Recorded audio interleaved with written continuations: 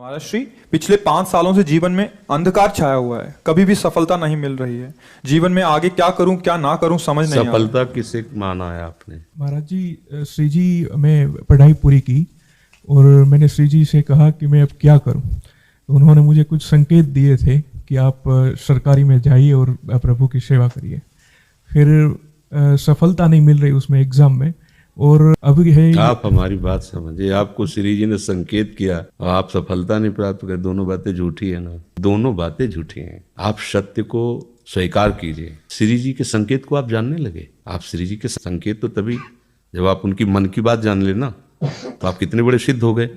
और फिर सफलता किसकी चाहते हो? प्रकृति जन की।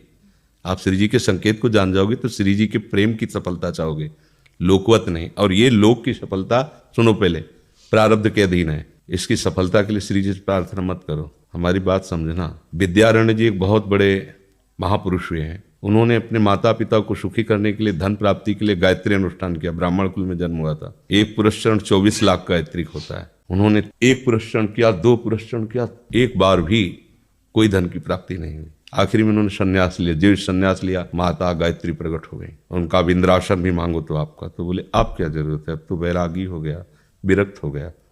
माता पिता भी पधार गए, उनकी सेवा के लिए अर्थ चाहना।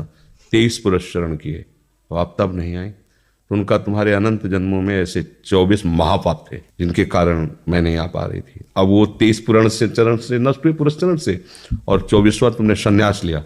तो अब आप जो चाहो पर, बोले अब चाहिए ही नहीं, क्योंकि अब सन्यासी हो गए, अब तो ब्रह्म प्राप्ति के लिए। तो इससे आभास होता है कि अगर हमारा बुरा प्रारब्ध है तो हमको भोगना पड़ेगा। हम कितना भी प्रयास करें वो हमें, तो हम क्या करें इसमें जिससे हमें परम शांति हो? प्रभु के नाम का जप करते हुए उन पर दृष्टि लगाएं कि प्रारब्ध से हमारा भरण पोषण शरीर का भले, कि हमारा भरण पोषण आपसे होगा ना। तो वो एक ऐसे हैं जो आपके प्रारब्ध को भी मिटा देंगे। वो ऐसे शरणागत वत्सल हैं, ये सब लिखा पढ़ी अलग कर देंगे। सुदामा जी को दरिद्रता का योग था। ऐसी दरिद्रता कई दिन तक भिक्षा नहीं मिलती थी। ये जितने भी चरित्र हमारे लिए उदाहरण है। मांगने जाते थे तो मांगने से भी नहीं मिलता था कई दिन। तो एक दिन उनकी पत्नी ने कहा कि हमारा आपका तो चरणामृत से भी गुजारा 2 दिन 3 दिन हो, 4 दिन हो, छोटे बच्चे तो मर जाएंगे ऐसे। कुछ तो उनका श्री कृष्ण के सिवा हमारा कोई नहीं।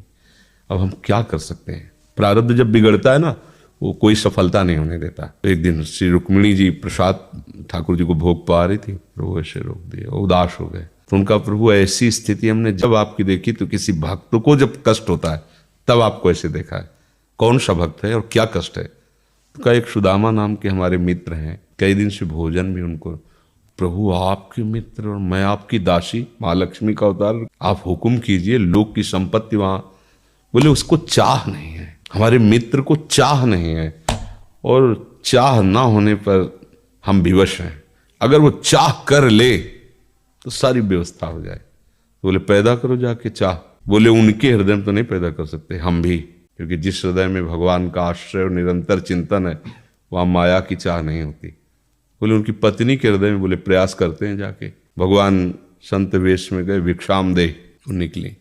अतिथि का सत्कार करना गृहस्थ का धर्म होता है। हाथ जोड़ा और कहा हम असमर्थ हैं, आपको भिक्षा नहीं दे सकते। क्यों? बोले हम अपवित्र हैं, हमारे ऊपर सूतक लगा हुआ है। किस बात का सूतक? हमने एक पुत्र जन्मा है। तो ठीक है, हम 10-12 दिन बाद आ जाएंगे। बोले नहीं, आजीवन अपवित्र रहेंगे। वैसा कौन सा? बोले दरिद्रता रूपी। विद्वान की पत्नी है तो ऐसे उनका दरिद्रता रूपी पुत्र का जन्म, अर्थात सीधे ये कि मैं नहीं दे सकती या देने योग्य नहीं, ऐसा न कहीं कहा, मैं अपवित्र हूं। तो उनका दरिद्र कैसे हो सकती हो? जिनके पति के मित्र द्वारिकाधीश भगवान श्री कृष्ण है, वो दरिद्र कैसे हो सकता है? एक बार कहो ना अपने पति से। चले गए। जो सुदामा जी आए तो उन्होंने कहा कि देखो आज एक अतिथि आए थे, उनको मैं कुछ नहीं दे पाई, मुझे बहुत कष्ट है कि मेरे पुत्र और आए हुए अतिथि का भी हम स्वागत नहीं कर सकते, उनका भरण को। आपके मित्र द्वारिकाधीश प्रभु श्री कृष्ण है। सुदामा जी ने कहा, बोले चले जाओ ना, वो कुछ न कुछ सहयोग कर देंगे। तो बोले हम ऐसे मित्र नहीं बनाए वो हमारा सहयोग करें, कभी नहीं, मर जाऊंगा पर उनसे ये नहीं कहूंगा कि आप हमारा। बोले मत कहना, दर्शन के लिए तो चले जाओ, वो सुना है इतने उदार हैं कि वो जाने पर ही दे देंगे।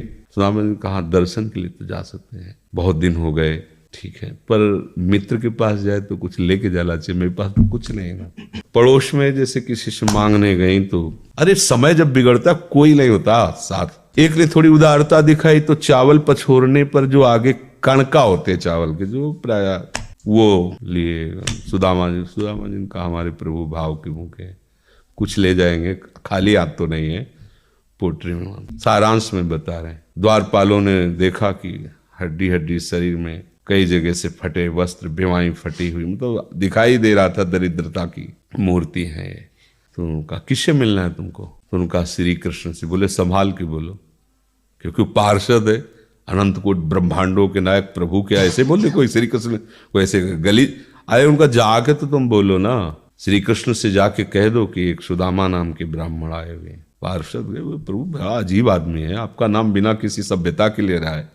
वो कह रहा श्री कृष्ण से कूद पड़े, भगवान दौड़े। वो पार्षद वो सब की ब्रह्मा जी शंकर जी आते हैं तो वहां खड़े रहते हैं घंटों, भगवान ऐसे भागे जाके सुदामा जी को पता था ना। हमारे रुक्मिणी जी के महल में रुक्मिणी जी के पलंग पर बैठाते हैं, स्वयं चरण पखारते हैं सब। अब ये वैभव, क्या हालचाल है, कैसे हो प्रभु? आप सब जानते हो, आपकी बड़ी कृपा है। तो ब्याह हो गया, हाँ ब्याह भी हो गए, बच्चे भी हो गए। हमारे पास आए हो तो कुछ तो लाए ही हो गए। और वो सड़े से कपड़े में चावल, कैसे बड़ी महारानियां सब भगवान का। चुप ऐसे बोले, देखो फिर चूक कर रहे हो, हमारे हिस्से की चोरी पहले की थी और फिर चूक कर रहे हो। और उन्हें हिम्मत नहीं पड़ रही थी, इतने महामहिम प्रभु को कैसे हो तंदुल। भगवान ने ऐसे छीला, ओहो आज तक मुझे ऐसा स्वाद नहीं मिला। भगवान बड़ाई कर रहे, देखो रुक्मिणी जी की आंखों में आंसू आ गया उधर से। भगवान पकड़ लिया हाथ, बस प्रभु हम आपकी सिवा नहीं रह सकती। भगवान तो सुदामा जी का स्वागत सम्मान को अच्छे कपड़े पहनाए। जब चलने लगे ना, भगवान की तरफ वो देखते, मतलब कामना नहीं पर देखा, पत्नी कह रही थी जाओगे कुछ लोग कुछ चले प्रभु, हाँ ठीक, इधर से ऐसे चले जाना, हाथ भी खाली। प्रभु ने कहा देखो ये कपड़े जो है ना महंगे हैं, रास्ते में तुम्हें चोर बदमाश, तुम अपनी पोशाक पहने इनको उतार दो। बोले बड़ी कृपा, कपड़े भी उतार लिए और रास्ते में सोचे देखो निगेटिवली सोच रहे, मेरे श्री कृष्ण मुझे कितना प्यार करते हैं। उन्होंने इसीलिए नहीं दिया कि दरिद्र कहीं संपत्ति पाकर मतवाला होकर मुझे भूल ना जाए, मुझे कितना प्यार करते हैं। प्रभु के प्यार में मगन होकर सुदामा पूरी खड़ी जैसे द्वारिका। तो उनको भ्रम हुआ कि मुझे लगता है चलते मैं पुनः द्वारिका आ गया। तो वहां पूछ रहे हैं कि ये किसका है? भगवान के पास विधाता है उनका। प्रभु ये तो गलत हो गया, इनके भाग्य में हमने लिखा था क्षय श्री, ऐश्वर्य का नाश, जीवन में नहीं ऐश्वर्य, क्षय श्री। भगवान ने उसका उल्टा कर दिया यक्ष श्री। जैसे कुबेर का अथाह धन का खजाना, त्रिभुवन का खजाना वही है कुबेर के पास, जैसे कुबेर का खजाना यक्ष श्री। तो कहा प्रभु, तो उनका इन्होंने एक पुण्य किया है, अनंत ब्रह्मांडों के समस्त जीवों को तृप्त कर दिया है। खुद को खाने को नहीं तृप्त, बोले मेरे रोम में करोड़ ब्रह्मांड वास करते हैं और इनके तंदुलों से मैं तृप्त हो गया, अनंत ब्रह्मांडों का भंडारा हो गया। उसका जो पुण्य होता है लिख दो इनके भाग्य में। अब किसी की चलेगी प्रभु के आगे? एकमात्र प्रारब्ध को मिटाने वाले भगवान है, कर तुम अकर तुम अन्यथा कर तुम। तो आप भगवान की शरण होकर उनका नाम जप कीजिए और उनसे प्रार्थना कीजिए कि आपको उचित लगे तो समस्या का समाधान कर दीजिए, नहीं तो मुझे समस्या से लड़ने का बल और विवेक दीजिए, बात बन जाएगी।